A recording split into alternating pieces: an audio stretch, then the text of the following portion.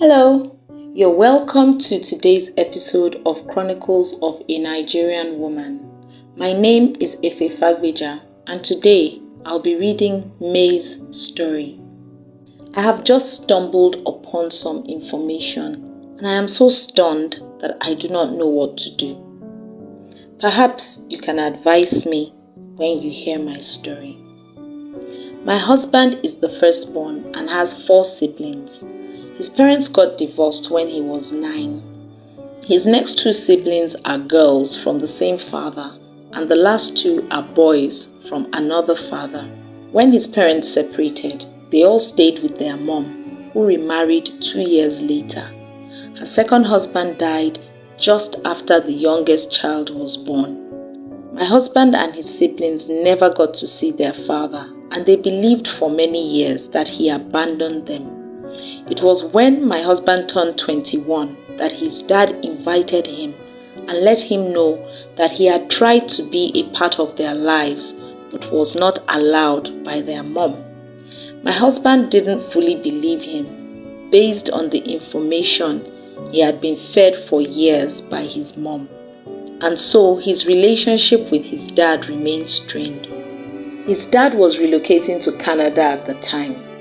My husband was fully on his mom's side and refused to go, despite the fact that his dad was willing to pay for his master's when he finished university 2 years later. When we met, my husband was 32 and we both worked for the same organization. After hearing his story, I insisted, based on advice from my mom, that he needed to mend fences with his father before we got married.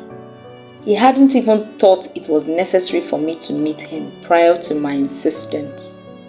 When we got married a year later, things were slightly better between them, but his dad was still offended at the cold treatment he had received over the years, so he was not really involved in our wedding and did not come home for it.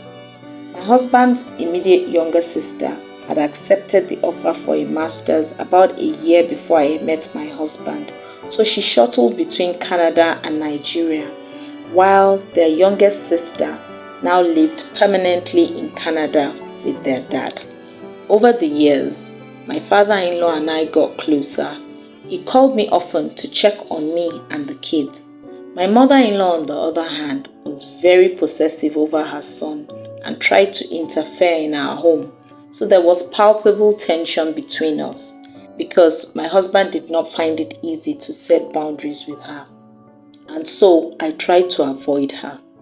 My husband's siblings were quite friendly with me, but we weren't really close.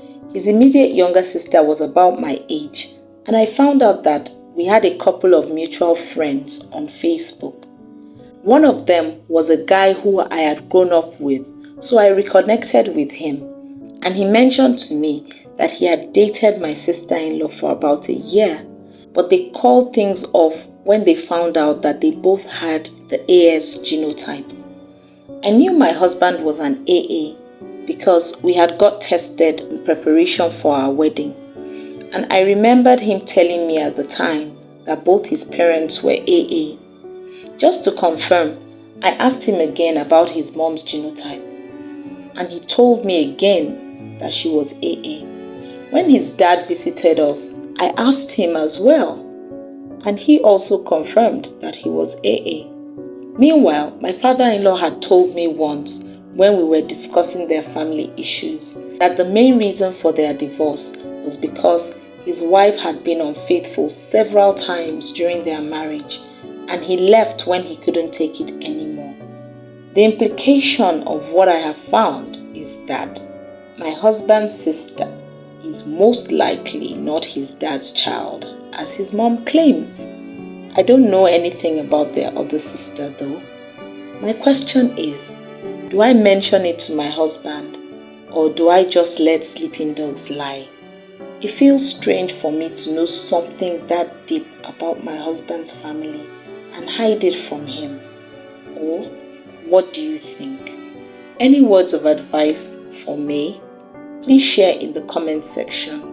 Don't forget to hit that subscribe button and to turn on the notification bell so that you don't miss any of my stories.